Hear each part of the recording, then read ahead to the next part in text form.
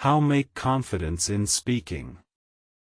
Arthur felt a knot tighten in his stomach whenever English was spoken. His mind would race, but his tongue stayed glued, a silent witness to countless missed opportunities. He yearned to express himself fluently, to engage in vibrant conversations, but fear whispered constant doubts. This quiet struggle defined his daily life, a barrier to his true potential. He often wondered, how make confidence in speaking? The question echoed relentlessly in his mind, a persistent challenge that seemed insurmountable.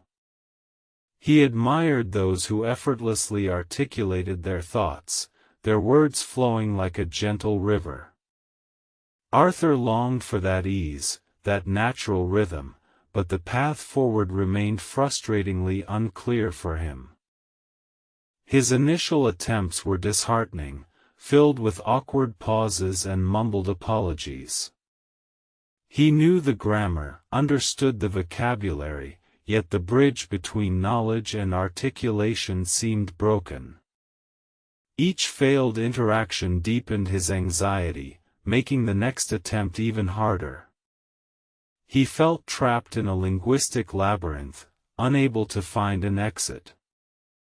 One day, a friend suggested, "Listen and practice." It sounded so simple, almost too obvious, but Arthur was desperate for any glimmer of hope. He started with popular British podcasts, immersing himself in the rhythm and intonation. He listened during his commute, while cooking, and even before sleeping, letting the sounds wash over him.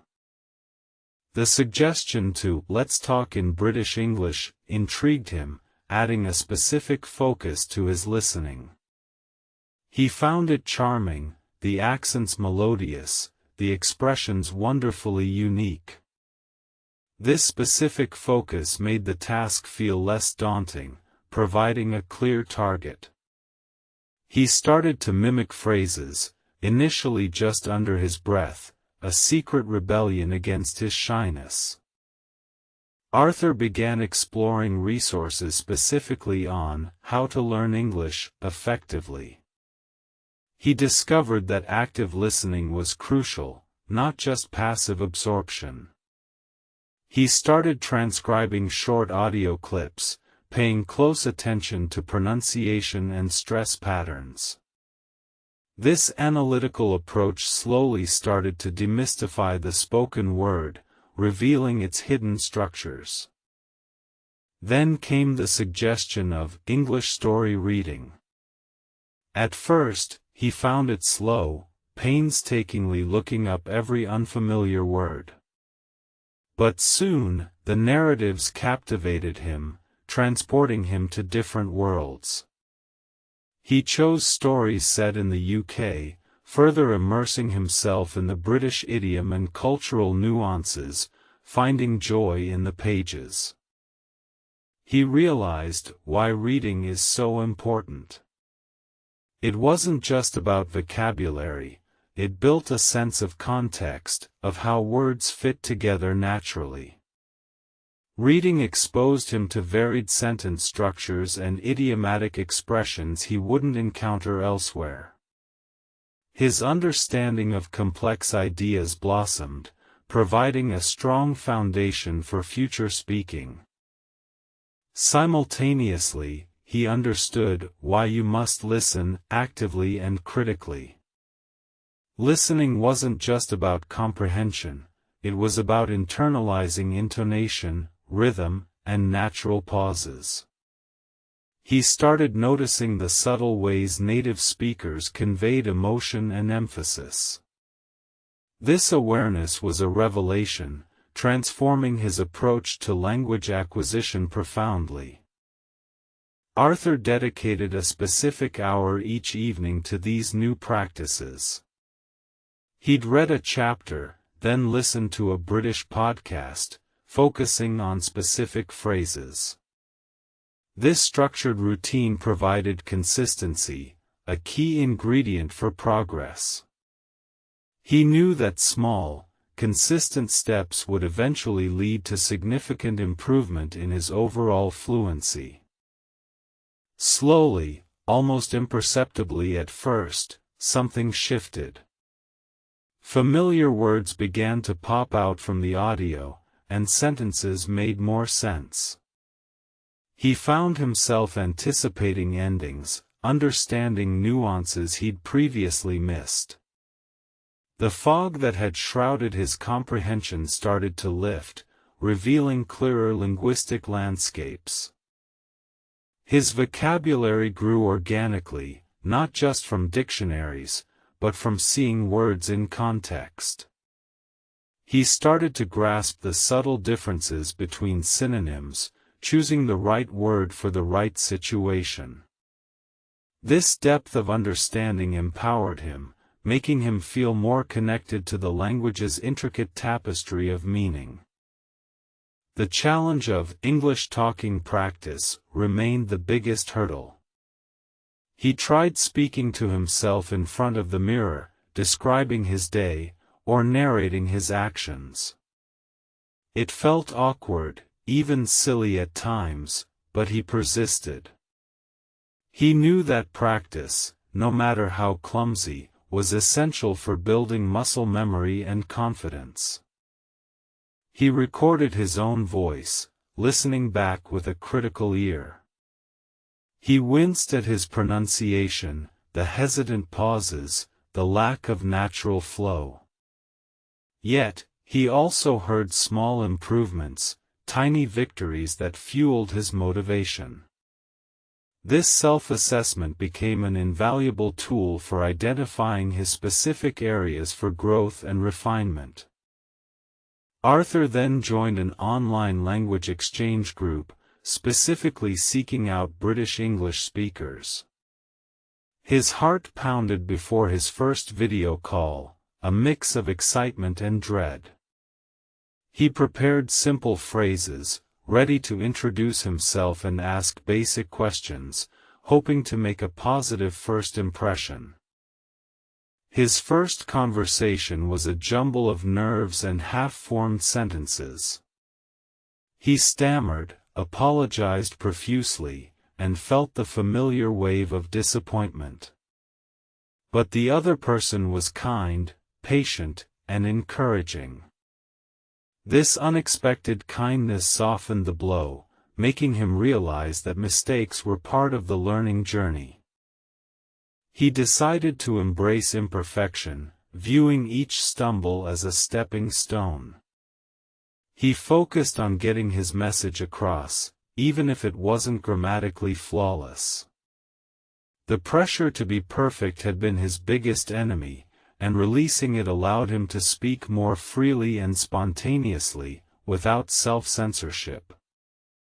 One evening, while listening to a particularly engaging British historical podcast, he found himself repeating phrases with perfect intonation.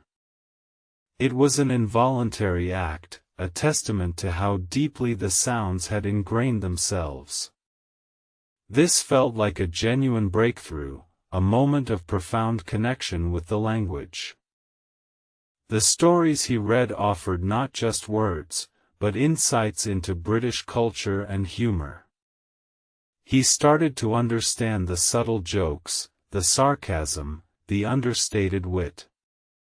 This cultural immersion made the language feel more alive, less like an academic subject and more like a living, breathing entity. He learned to laugh at his own mistakes during practice. This newfound lightness transformed his learning experience from a chore into an adventure. He realized that enjoyment was a powerful motivator, making the process sustainable and even pleasurable, rather than a burdensome obligation.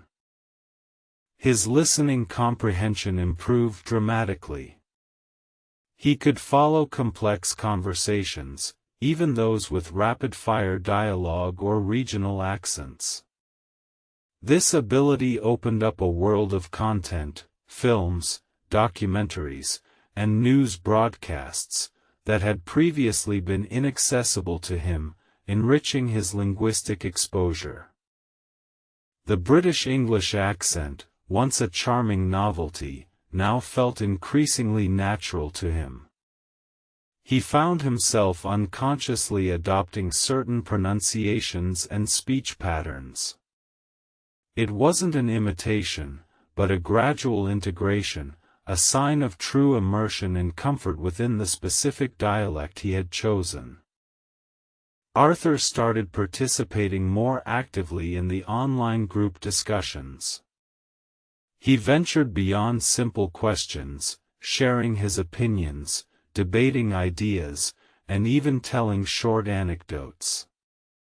Each successful interaction bolstered his courage, chipping away at the lingering self-doubt that had plagued him for so long. He discovered that engaging with native speakers was the fastest way to refine his understanding of natural speech. They provided instant feedback, corrected subtle errors gently, and introduced him to authentic expressions that no textbook could fully convey. These interactions were gold. His confidence blossomed like a flower in spring.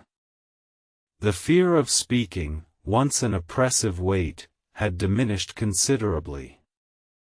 He still made errors, but they no longer crippled him. Instead, they became opportunities for learning, valuable data points for further improvement. The "listen and practice" mantra had become his personal guide, a simple yet profound philosophy. He understood that consistent exposure coupled with active engagement was the engine of progress. It wasn't about quick fixes but about sustained, deliberate effort over time. He realized that choosing a specific dialect, like "let's talk in British English," had provided him with a clear, achievable goal. It narrowed his focus, making the vastness of the English language feel less overwhelming. This specificity proved to be a highly effective strategy for him. Arthur began to mentor others, sharing his journey and offering advice on how to learn English. He emphasized the importance of finding one's own effective methods, stressing that what worked for him might not be universal but provided a solid starting point for many learners. He passionately advocated for English story reading, explaining how it developed intuition for language structures and provided cultural context.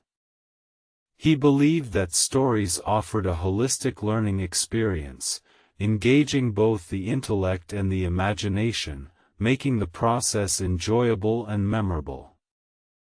He always reminded his mates why reading is so important, detailing its benefits beyond mere vocabulary acquisition. It built familiarity with grammar patterns without explicit memorization, subtly embedding them into the learner's linguistic intuition through repeated exposure to authentic text. And he never failed to stress why you must listen critically and consistently. He taught them to identify different accents, to pick up on conversational cues, and to understand the underlying meaning conveyed through tone and intonation, which are often overlooked by beginners. His own English talking practice evolved. He started giving impromptu mini-presentations to himself, imagining different scenarios. This imaginative practice prepared him for real-life conversations, building mental fluidity and quick response capabilities for future interactions. Arthur's transformation was evident to everyone around him. He spoke with a newfound clarity, his voice steady, his ideas well articulated. He no longer hesitated, no longer searched for words, but rather expressed himself with remarkable fluidity and precision.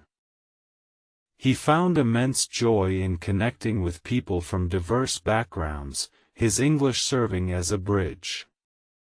He could finally share his thoughts, listen to others' perspectives, and engage in meaningful dialogues, enriching his life in countless unexpected ways. The initial fear had been replaced by a genuine excitement for communication. Every conversation was an opportunity, every new word an exciting discovery. His journey had turned the daunting challenge of language acquisition into a thrilling adventure of self-discovery. He often reflected on his early struggles, remembering the profound frustration. It made his current fluency even sweeter, a testament to perseverance and the power of adopting effective learning strategies. He felt a deep sense of accomplishment and pride. Arthur's story became an inspiration, a beacon of hope for others struggling with their English. He proved that confidence isn't innate but built brick by brick, through consistent effort and a willingness to step outside one's comfort zone, time and time again. He now understood that, how make confidence in speaking wasn't a secret formula, but a cumulative result of listening, practicing, reading, and repeatedly daring to speak, even imperfectly. It was a journey of gradual progression, not an overnight miracle. The advice to listen and practice resonated deeply with him, forming the bedrock of his success. He recognized that constant exposure and active engagement were non-negotiable elements for anyone aiming to master a new language effectively over time. Embracing "Let's Talk in British English" had given him a clear identity within the language. It allowed him to focus his efforts, making the journey less overwhelming and more tailored to his personal preferences and learning style, which he found highly beneficial. He always urged learners to consider how to learn English as a personal quest, adapting methods to their unique needs. There wasn't a single path, but rather a spectrum of effective strategies, and finding what suited oneself best was paramount for sustained progress. English story reading remained a cherished part of his routine. He still found new authors, new genres, and new insights within the pages, proving that learning was an endless process, constantly offering fresh discoveries and enriching experiences. He strongly believed why reading is so important extended to fostering empathy and cultural understanding. Stories offered windows into different minds and societies, making the language not just a tool for communication but a vehicle for cultural appreciation and global connection. And his conviction about why you must listen deepened over time.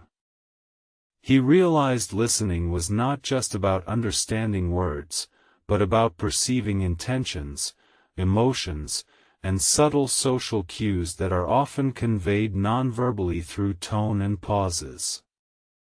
His English talking practice evolved into natural conversations, devoid of self-consciousness.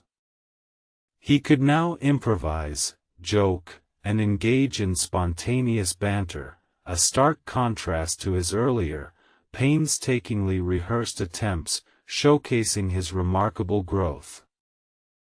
Arthur's journey from a hesitant speaker to a confident communicator underscored a universal truth: language learning is an ongoing marathon, not a sprint.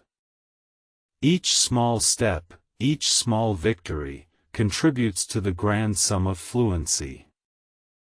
He now spoke English with a distinct, confident British cadence, a reflection of his chosen immersion. It wasn't an affectation, but a natural evolution born from countless hours of dedicated listening and enthusiastic conversational practice. His life had expanded immeasurably. He could travel more confidently, engage with international colleagues, and enjoy English media without subtitles. The world had opened up, all because he decided to face his fears and embrace the learning process. Arthur's unwavering commitment to listen and practice had truly transformed his communication skills. He proved that consistent exposure combined with active output is the most effective recipe for language mastery. He continued to advocate for choosing a specific dialect like, "Let's talk in British English," to provide a clear focus. This targeted approach helped many learners overcome the initial overwhelming feeling of having too much to learn. His guidance on how to learn English always included personalized strategies, emphasizing that self-awareness of one's learning style was key to sustained progress and enjoyment throughout the long learning journey. He championed English story reading as a gateway to linguistic intuition and cultural richness. Stories made learning enjoyable, embedding grammar and vocabulary naturally without tedious memorization tasks.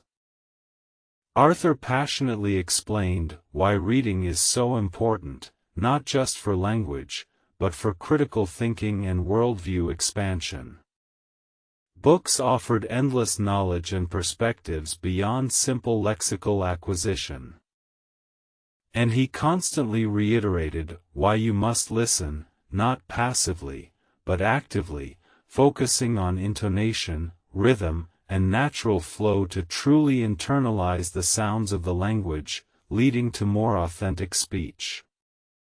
Finally, his own triumphant English talking practice was living proof that consistent effort, combined with courage and self-compassion, ultimately leads to genuine confidence and remarkable fluency in any language.